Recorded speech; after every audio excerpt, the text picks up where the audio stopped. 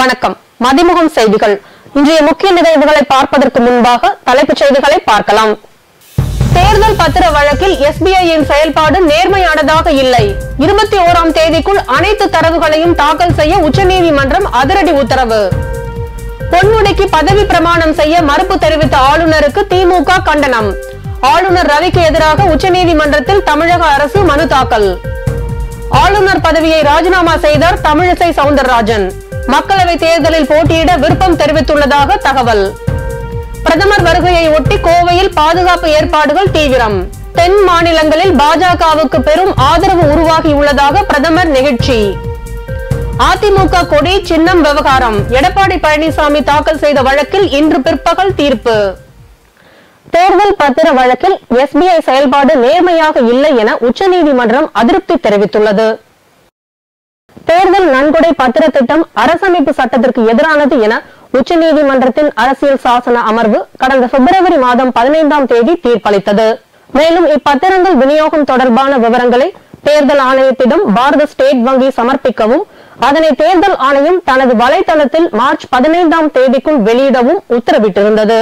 SBI வெளியிட்ட தேர்தல் நன்கொடை பத்திர விவரத்தில் பத்திர வரிசை எண் இல்லாமல் இருந்தது.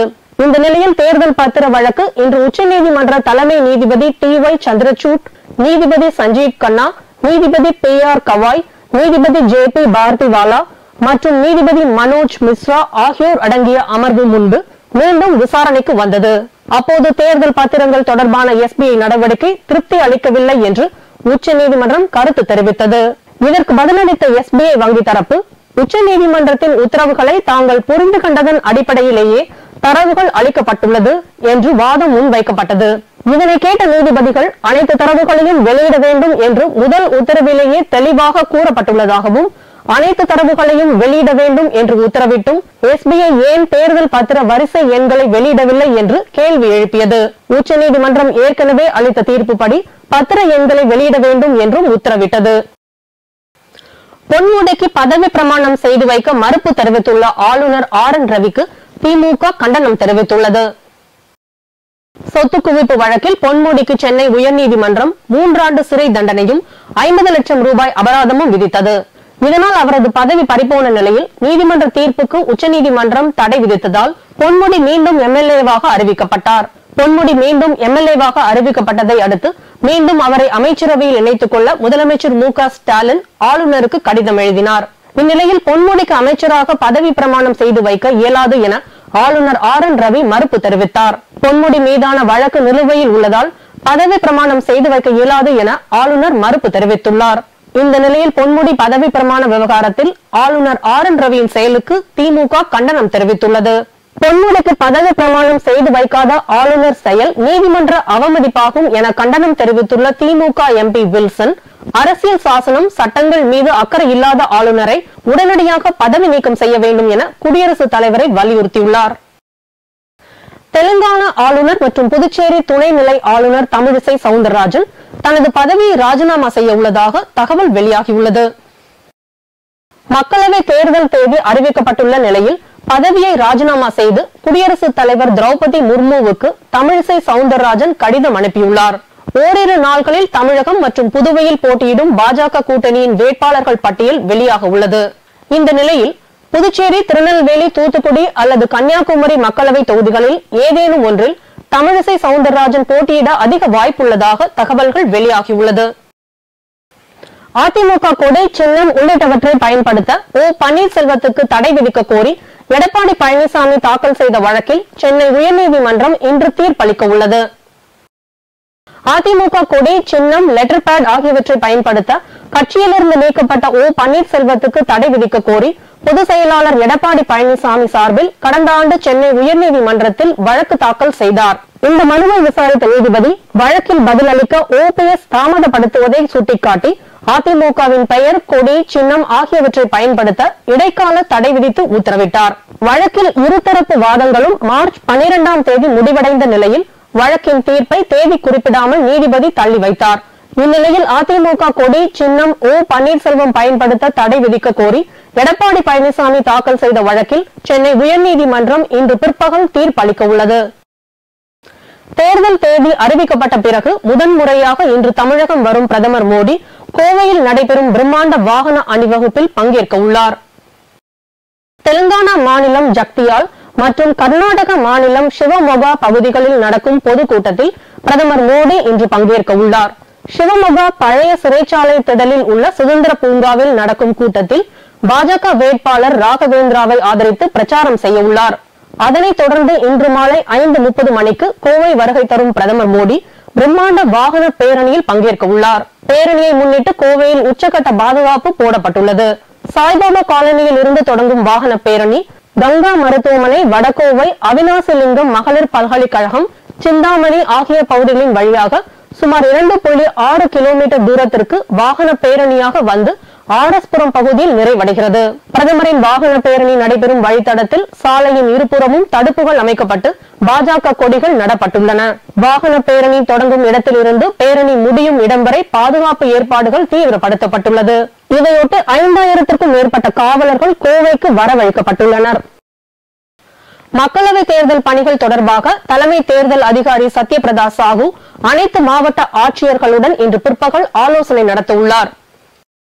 கூட்டத்தில் ஒவ்வொரு மாவட்டத்திலும் உள்ள தேர்தல் அதிகாரிகளின் பணிகள் குறித்தும், வேட்புமனு தாக்கலின் போது என்னென்ன நடைமுறை பின்பற்ற வேண்டும் என்பது பற்றியும் தலைமை தேர்தல் அதிகாரி ஆலோசனை வழங்க உள்ளார்.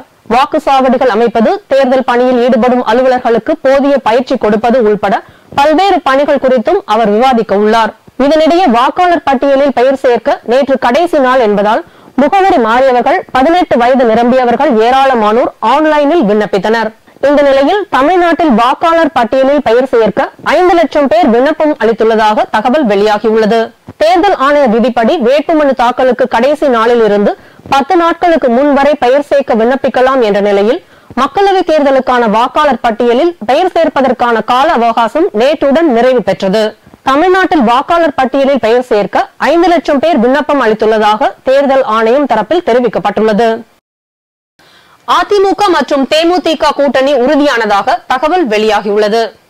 அதிமுக தேமுதிக இடையே கூட்டணி மற்றும் தொகுதி பங்கீடு தொடர்பாக கடந்த 1ஆம் தேதி முதற்கட்ட பேச்சுவார்த்தையும் 6ஆம் தேதி 2ஆம் கட்ட பேச்சுவார்த்தையும் நடைபெற்றது. இந்த பேச்சுவார்த்தையில் தேமுதிகவுக்கு வடசென்னை, கள்ளக்குறிச்சி உட்பட 4 தொகுதிகளை ஒதுக்க அதிமுக தயாராக உள்ளதாக கூறப்பட்ட நிலையில் வடசென்னைக்கு பதிலாக வேறு தொகுதியை வழங்க வேண்டும் என தேமுதிக கோரிக்கை விடுத்ததாக கூறப்படுகிறது. இந்நிலையில் அதிமுக மற்றும் தேமுதிக கூட்டணி உறுதியானதாகவும் 20ஆம் தேதி ஒப்பந்தம் கையெழுத்தாக உள்ளதாகவும் தகவல் வெளியாகியுள்ளது. அதேபோல் அதிமுக கூட்டணியில் பாமகவுக்கு 7 மக்களவை தொகுதி மற்றும் 1 மாநிலங்களவை ஒதுக்கப்பட்டுள்ளதாகவும் 20ஆம் தேதி 3 கட்சி தலைவர்களும் நேரில் சந்தித்து கூட்டணிக்கான ஒப்பந்தத்தில் கையெழுத்தாக உள்ளதாகவும் கூறப்படுகிறது. டெல்லி குடிநீர் வழங்கல் வாரியம் ஒப்பந்த விநியோகத்தில் முறைகேடு தொடர்பாக அமலாக்கத்துறை அனுப்பிய சம்மனை முதல்வர் அரவிந்த் கெஜ்ரிவால் புறக்கணித்தார். என்கேஜி இன்ஃப்ராஸ்ட்ரக்சர் என்ற நிறுவனம் டெல்லி ஜல் போர்டில் போலி ஆவணங்களை சமர்ப்பித்து 38 கோடி மதிப்பிலான ஒப்பந்தத்தை பெற்றதாகவும், இந்த முறைகேடு வாயிலாக பெறப்பட்ட பணம் ஆம் ஆத்மி கட்சியின் தேர்தல் நிதிக்கு சென்றதாகவும் குற்றச்சாட்டு எழுந்தது. இதுகுறித்து அமலாக்கத்துறையினர் விசாரணை நடத்தி வரும் நிலையில் இது தொடர்பான வழக்கில் இன்று விசாரணைக்கு ஆஜராக கோரி முதல்வர் கெஜ்ரிவாலுக்கு அமலாக்கத்துறை சம்மன் அனுப்பியிருந்தது. இதற்கிடையே அமலாக்கத்துறை அனுப்பிய புதிய சம்மனை டெல்லி முதல்வர் அரவிந்த் கெஜ்ரிவால் புறக்கணித்தார்.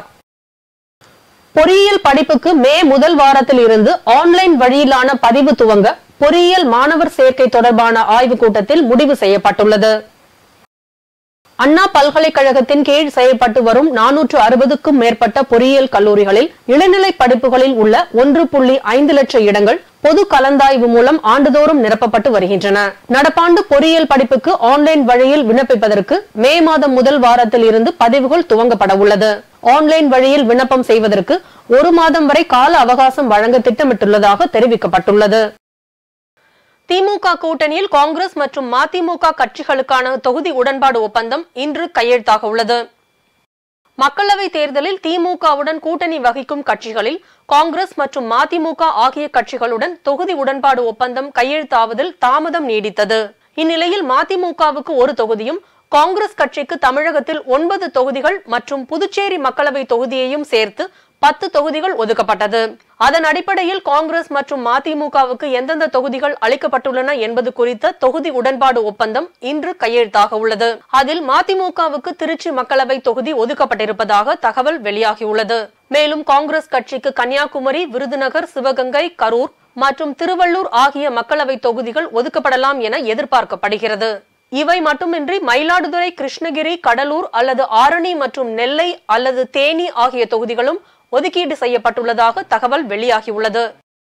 கொடைக்கானல் வனப்பகுதியில் தொடர்ந்து 5 நாட்களாக பரவி வரும் காட்டு தீயால் பல ஏக்கர் அரிய வகை மூலிகை செடிகள் எரிந்து சேதமடைந்தன. திண்டுக்கல் மாவட்டம் கொடைக்கானல் வன சரகத்திற்கு உட்பட்ட மயிலாடும்பாறை, மச்சூர், பெருமாள் மலை உள்ளிட்ட வனப்பகுதிகளில் பல ஏக்கர் அளவில் காட்டு தீ பரவி எரிந்து வருகிறது. இதனால் அரிய வகை மூலிகை மரங்களும் செடிகளும் தீயில் கருகி வருகிறது. தொடர்ந்து 5 நாட்களாக எரிந்து வரும் இந்த தீயானது காற்று வேகமாக இருப்பதால் அருகே உள்ள பகுதிகளுக்கும் பரவியும் வருகிறது. தீயை கட்டுப்படுத்த எந்தவித நடவடிக்கையும் எடுக்க முடியாமல் வனத்துறையினர் திணறி வருவதாக பொதுமக்கள் குற்றம் சாட்டி வருகின்றனர். திருவாரூர் மாவட்டம் அருள்மிகு ஸ்ரீ முள்ளாட்சி மாரியம்மன் கோவிலில் பங்குனி மாத தீமிதி திருவிழா வெகு விமர்சையாக நடைபெற்றது. திருவாரூர் மாவட்டம் அருள்மிகு ஸ்ரீ முள்ளாட்சி மாரியம்மன் கோவிலில் 80ஆம் ஆண்டு பங்குனி மாத திருவிழா வெகு விமர்சையாக நடைபெற்றது. தொடர்ந்து விழாவின் முக்கிய நிகழ்வான தீமிதி திருவிழாவை முன்னிட்டு திரளான பக்தர்கள் கலந்து கொண்டு காவடி, பால் குடங்கள் எடுத்து வந்தும் அம்மனுக்கு அபிஷேக ஆராதனை நடைபெற்றது. பின்னர் 3000த்திற்கும் மேற்பட்ட பக்தர்கள் தங்களுடைய நேர்த்திக்கடன் நிறைவடைய வேண்டி தீ மிதித்து தங்களது காணிக்கையை அம்மனுக்கு செலுத்தினர். இந்த நிகழ்வில் கோவில் செயல் அலுவலர் முருகையன் மற்றும் காவல்துறையினர், தீயணைப்பு துறையினர், பொதுமக்கள், கோவில் நிர்வாகிகள் என ஏராளமானோர் கலந்து கொண்டனர். வேலூர் மாவட்டம் காட்பாடி வள்ளிமலையில் நடைபெற்ற மயான கொள்ளை திருவிழாவில் திரளான பக்தர்கள் கலந்து கொண்டு சுவாமி தரிசனம் செய்தனர். வேலூர் மாவட்டம் காட்பாடி அருகே வள்ளிமலை கிராமத்தில் ஸ்ரீ அங்காள பரமேஸ்வரி அம்மன் மயான கொள்ளை திருவிழா வெகு விமர்சையாக நடைபெற்றது. முன்னதாக அங்காள பரமேஸ்வரி அம்மனுக்கு சிறப்பு அபிஷேகங்கள் செய்யப்பட்டு வண்ண மலர்களால் அம்மன் அலங்கரிக்கப்பட்டு மகா தீபாரதனை காண்பிக்கப்பட்டது. பின்னர் வான வேடிக்கைகளுடன் மேளதாளம் முழங்க அலங்கரிக்கப்பட்ட தேரில் அம்மன் மயான புறப்பாடு நடைபெற்றது. பின்னர் மகா மயான பூஜை, சூறை விடுதல் ஆகியவை நடத்தப்பட்டது. இதில் ஏராளமான பக்தர்கள் பல்வேறு சிறப்பு வேடங்கள் அணிந்து சென்று நேர்த்திக்கடன் செலுத்தினர். மதுரை மாவட்டம் சுற்றுச்சாலையில் உள்ள தனியார் உணவகத்தில் சீன டிராகன் உணவு திருவிழா துவங்கியது. மதுரை சுற்றுச்சாலையில் அமைந்துள்ள அமிகா ஹோட்டலில் சீன உணவு திருவிழா துவங்கியது. 11 நாட்கள் நடைபெறும் விழாவில் முழுக்க முழுக்க சீன உணவுகளை சமைக்கும் விழாவாக கொண்டாடப்படுகிறது. சீனாவில் பிப்ரவரி மாதத்தில் துவங்கும் புத்தாண்டை சிறப்பிக்கும் வகையில் சீன டிராகன் உணவு திருவிழா மதுரை அமிகா ஹோட்டலில் நடைபெறுகிறது. 24ஆம் தேதி வரை நடைபெறும் சீன உணவு திருவிழாவில் சைவ, அசைவ உணவுகளில் 50 வகைகளும் மற்றும் சூப், மூன் கேக் வகைகள் தயார் செய்யப்பட்டு வாடிக்கையாளர்களுக்கு வழங்கப்படுகிறது. மேலும் மட்டன் கலந்து பன்னுடன் நீராவியின் மூலம் தயார் செய்து விருந்தினருக்கு வழங்குவது வழக்கம். இந்த நீராவி மட்டன் பன் 1000 ஆண்டு பழமை வாய்ந்த பாரம்பரிய உணவு வகையாகும். மதுரையில் முதன் முறையாக சீன உணவு வகைகளை கொண்டு நடைபெற்ற டிராகன் உணவு திருவிழா வாடிக்கையாளர்களிடம் பெரும் வரவேற்பை பெற்றுள்ளது. டிராகன் ஃபுட் ஃபெஸ்டிவல் அமெரிக்காவில் இன்று முதல் 10 நாட்கள் நடைபெறுகிறது. ஸோ இதுல ஒரு சீன உணவு தயாரிக்கக்கூடிய ஒரு சிறந்த எக்ஸ்பர்ட்டுகளை கொண்டு ஒரு 50 வகையான உணவு வகைகளை தயாரிச்சிருக்கோம். இதுல 12 வகையான நான்வெஜ் வகைகளையும் 8 வெஜிடேரியன் வகைகளையும் அது போக ஒரு 10 வகையான இனிப்பு வகைகளையும் தயாரிச்சிருக்கோம். இதுல பிரத்யேகமான ஃபுட்டுன்னு பார்த்தீங்க அப்படின்னா ஸ்டீம்டு பண்ணில ஸ்டஃப் பண்ணி ஒரு நான்வெஜ் ஓரியன்ட் பண்ணியிருக்கோம். அது போக நம்ம ஒரு 60 கிலோ பட்டை எடையுள்ள ஒரு டிராகன் பண்ணியிருக்கோம். டிராகன் திருவிழாவை ஒரு நோக்கு முறைகளை ஒரு புதுமையான முறையில் ரெடி பண்ணியிருக்கோம். பட்டர் லீவ்ஸ்ல ஒரு ரோஸ்டட் சிக்கனும் பிளஸ் அது போக பந்தன் லீவ்ஸ்லையும் பண்ணியிருக்கோம். புதுச்சேரியில் தேர்தல் விதிமுறைகள் அமலுக்கு வந்ததை தொடர்ந்து அனைத்து சோதனை சாவடிகளிலும் மாவட்ட ஆட்சியர் குலோத்துங்கன் ஆய்வு மேற்கொண்டார். பாராளுமன்ற தேர்தல் அறிவிக்கப்பட்டதை தொடர்ந்து தேர்தல் நடத்தும் விதிமுறைகள் அமலுக்கு வந்தது. தமிழகத்தோடு சேர்ந்து புதுச்சேரியிலும் ஒரே நேரத்தில் தேர்தல் நடைபெறுவதால் இந்த தேர்தலை முறையாகவும் அமைதியாகவும் நடத்த புதுச்சேரி மாநில தேர்தல் துறை பல்வேறு ஏற்பாடுகளை தீவிரப்படுத்தியுள்ளது. குறிப்பாக புதுச்சேரியில் இருந்து மது கடத்தல், தமிழகத்திலிருந்து கணக்கில் வராத பணம், பொருட்களை தடுக்கும் விதமாக சோதனை சாவடிகள் அமைக்கப்பட்டும் பறக்கும் படையினரின் 24 மணி நேர கட்டுப்பாட்டில் தீவிர வாகன சோதனை செய்யப்பட்டு வருகின்றது. இதன் மூலம் எல்லைகள் தேர்தல் துறையின் முழு கட்டுப்பாட்டில் கொண்டு வரப்பட்டுள்ளது. அந்த வகையில் புதுச்சேரி கடலூர் எல்லை பகுதிகளான தவளக்குப்பம், முள்ளோடை மற்றும் சோரியாங்குப்பம் உள்ளிட்ட பல்வேறு எல்லை பகுதிகளில் அமைக்கப்பட்டுள்ள சோதனை சாவடிகளை புதுச்சேரி மாவட்ட தேர்தல் அதிகாரியும் மாவட்ட ஆட்சியருமான குலோத்துங்கன் நேரில் சென்று ஆய்வு மேற்கொண்டார். மேலும் சோதனை சாவடி அலுவலர்கள் மேற்கொள்ள வேண்டிய பணிகள் குறித்து உரிய அறிவுரைகளையும் வழங்கினார். புதுக்கோட்டை அடுத்துள்ள காட்டு பகுதியில் ஏற்பட்ட தீ விபத்தால் 100க்கும் மேற்பட்ட பனை மரங்கள் எரிந்து சேதமடைந்தன. புதுக்கோட்டை அடுத்த பூசுத்துறை காட்டு பகுதியில் திடீரென தீப்பற்றி எரிய தொடங்கியது. காற்று வீசியதால் இந்த தீயானது அருகில் உள்ள மரங்களுக்கும் வேகமாக பரவியதில் 100க்கும் மேற்பட்ட பனை மரங்கள் எரிந்து சேதமடைந்தன. இதையடுத்து பொதுமக்கள் அளித்த தகவலின் பேரில் சம்பவ இடத்திற்கு வந்த தீயணைப்பு துறையினர் விரைந்து சென்று தீயை அணைக்கும் பணியில் பல மணி நேரமாக போராடி வருகின்றனர். காட்டுப்பகுதியில் ஏற்பட்ட தீ விபத்தால் பூசுத்துறை மற்றும் அதன் சுற்றியுள்ள பகுதிகளில் புகை மண்டலமாக காட்சி அளிக்கிறது. திருப்பூர் மாவட்டம் தாராபுரத்தில் உரிய ஆவணங்கள் இன்றி கொண்டு செல்லப்பட்ட 15 லட்சம் மதிப்பிலான வெள்ளி பொருட்களை காவல்துறையினர் பறிமுதல் செய்தனர். திருப்பூர் மாவட்டம் தாராபுரம் குண்டடம் பகுதியில் தேர்தல் பறக்கும் படை அலுவலர்கள் கண்காணிப்பு பணியில் ஈடுபட்டிருந்தனர். அப்போது அந்த வழியாக வந்த காரை நிறுத்தி சோதனை செய்ததில் கோவை பச்சாபாளையம் பகுதியை சேர்ந்த மருதாச்சலம் என்பவர் காரில் உரிய ஆவணங்கள் இன்றி 15 லட்சம் ரூபாய் மதிப்பிலான 13 கிலோ வெள்ளி பொருட்களை கொண்டு சென்றது கண்டறியப்பட்டது. தொடர்ந்து வெள்ளி பொருட்களை காவல்துறையினர் பறிமுதல் செய்து கோட்டாட்சியரிடம் ஒப்படைத்தனர். திருத்துறைப்பூண்டி நகராட்சி நிர்வாகத்தை கண்டித்து விடுதலை சிறுத்தை கட்சியினர் கண்டன ஆர்ப்பாட்டத்தில் ஈடுபட்டனர். திருவாரூர் மாவட்டம் திருத்துறைப்பூண்டி நகராட்சி ஆணையர் தொடர்ந்து பல்வேறு குற்ற சம்பவங்களில் ஈடுபட்டு வருவதாகவும் அரசு திட்டங்களை முழுமையாக மக்களுக்கு சென்றடைய உறுதுணையாக இல்லாமல் முறைகேட்டில் ஈடுபடுவதாகவும் கூறப்படுகிறது. இதுகுறித்து விடுதலை சிறுத்தைகள் கட்சியினர் கேட்டபோது முறையாக பதில் அளிக்காமல் இருந்து வரும் நகராட்சி ஆணையருக்கு எதிராக கண்டன முழக்கங்களை எழுப்பி ஆர்ப்பாட்டத்தில் ஈடுபட்டனர். இந்த ஆர்ப்பாட்டத்தில் கட்சியின் முன்னாள் மாவட்ட செயலாளர் செல்வன், தெற்கு மாவட்ட செயலாளர் வெற்றி மற்றும் கட்சி நிர்வாகிகள் கலந்து கொண்டனர். கும்மிடிப்பூண்டி அருகே தனியார் பள்ளி மாணவன் கிணற்று தண்ணீரில் மிதந்தபடி 11 மணி நேரத்தை கடந்து சாதனை படைத்துள்ளார். திருவள்ளூர் மாவட்டம் கும்மிடிப்பூண்டி அடுத்த சின்ன சோழியம்பாக்கத்தை சேர்ந்த செந்தில்குமார் செல்வி தம்பதியரின் மகன் சிவமணி. தனியார் பள்ளியில் 7ஆம் வகுப்பு படித்து வரும் இவர் படிப்பு மட்டுமின்றி யோகாவில் ஆர்வம் கொண்டு பிரபல யோகா மையத்தில் யோகா பயின்று வருகிறார். இந்த நிலையில் கும்மிடிப்பூண்டி அடுத்த கிராமத்தில் உள்ள 30 அடி உயரம் கொண்ட தரைமற்ற கிணற்றில் மாணவன் சிவமணி 11 மணி நேரம் மச்சாசனம் என்னும் தண்ணீரில் மிதக்கும் யோகா செய்து சாதனை படைத்துள்ளார். இவரது சாதனை India book of achievers, world book of achievers, assist world record, Tamilan book of achievers ஆகிய 4 சாதனை புத்தகங்களில் இடம்பெற்றது. ராணிப்பேட்டை மாவட்டம் பூங்கோடு கிராமத்தில் ராகவேந்திரர் குரு பூஜையை முன்னிட்டு கோ பூஜை நடைபெற்றது. ஆற்காடு அருகே உள்ள பூங்கோடு கிராமத்தில் அமைந்துள்ள நித்திய கல்யாண பெருமாள் மற்றும் ஆஞ்சநேயர் கோவிலில் ஸ்ரீ ராகவேந்திரா 429 அவதார திருநாளை முன்னிட்டு சிறப்பு அலங்காரம் செய்து 108 கோ பூஜை நிகழ்ச்சி நடைபெற்றது. முன்னதாக யாகம் வளர்க்கப்பட்டு பல்வேறு சிறப்பு பூஜைகள் நடத்தப்பட்டது. இதில் திரளான பொதுமக்கள் கலந்து கொண்டு 108 மாடுகளுக்கு தீப ஆராதனை காட்டி சுவாமி தரிசனம் செய்தனர். இன்றைய தங்கம் வெள்ளி விலை வழங்குவோர் அட்டிகா கோல்ட் கம்பெனி. சென்னையில் 22 கேரட் ஆபரண தங்கத்தின் விலை கிராமுக்கு 25 ரூபாய் குறைந்து 1 கிராம் தங்கத்தின் விலை 6090 ரூபாய்க்கு விற்பனை செய்யப்படுகிறது. சவரனுக்கு 200 ரூபாய் குறைந்து 1 சவரன் 48,720 ரூபாய்க்கு விற்பனை செய்யப்படுகிறது. அதேபோல் வெள்ளியின் விலையும் கிராமுக்கு 30 காசுகள் குறைந்து 1 கிராம் வெள்ளி 80 ரூபாய்க்கும் 1 கிலோ வெள்ளி 80,000 ரூபாய்க்கும் விற்பனை செய்யப்படுகிறது. தேர்தலில் மக்கள் அளித்த தீர்ப்பை திருடிய அதிகாரிகள் மீது தேச துரோக வழக்கு தொடர வேண்டும் என்று முன்னாள் பிரதமர் இம்ரான்கான் கோரிக்கை விடுத்துள்ளார். பாகிஸ்தான் மாஜி பிரதமரான இம்ரான்கானுக்கு எதிராக ஊழல் வழக்குகள் தொடரப்பட்டு சிறையில் அடைக்கப்பட்டுள்ளார். கடந்த மாதம் 8ஆம் தேதி அங்கு நடந்த நாடாளுமன்ற தேர்தலில் எந்த கட்சிக்கும் பெரும்பான்மை கிடைக்கவில்லை. இம்ரான்கானின் ஆதரவு பெற்ற சுயேட்சைகள் 90 இடங்களில் வெற்றி பெற்றனர். ஆனால் பாகிஸ்தான் முஸ்லிம் லீக் மற்றும் பாகிஸ்தான் மக்கள் கட்சியும் இணைந்து கூட்டணி அரசை அமைத்துள்ளன. இந்நிலையில் அல் காதிர் அறக்கட்டளை தொடர்பான ஊழல் வழக்கில் இம்ரான்கான் நீதிமன்றத்தில் ஆஜர்படுத்தப்பட்டார். அதன் பின்னர் அவர் நிருபர்களிடம் கூறுகையில், கடந்த மாதம் தேர்தலில் பல்வேறு முறைகேடுகள் நடந்துள்ளன. தனது கட்சி 3 கோடிக்கும் அதிகமான வாக்குகளை பெற்றுள்ளது. ஆனால் 17 கட்சிகள் அடங்கிய கூட்டணி கட்சிகளும் அதே அளவு வாக்குகளை பெற்றுள்ளன. அதிகாரிகளின் சதியால் கட்சியின் சின்னமான கிரிக்கெட் மட்டை மறுக்கப்பட்டது. அதன் பிறகு ஒதுக்கப்பட்ட தொகுதிகளில் கட்சிக்கு உரிய பங்கு அளிக்கப்படவில்லை. மக்களின் தீர்ப்பை திருடிய அதிகாரிகள் மீது தேச துரோக வழக்கு தொடரப்பட வேண்டும் என தெரிவித்தார். மீண்டும் தலைப்புச் செய்திகள். தேர்தல் பத்திர வழக்கில் SBIயின் செயல்பாடு நேர்மையானதாக இல்லை. 21ஆம் தேதிக்குள் அனைத்து தரவுகளையும் தாக்கல் செய்ய உச்சநீதிமன்றம் அதிரடி உத்தரவு.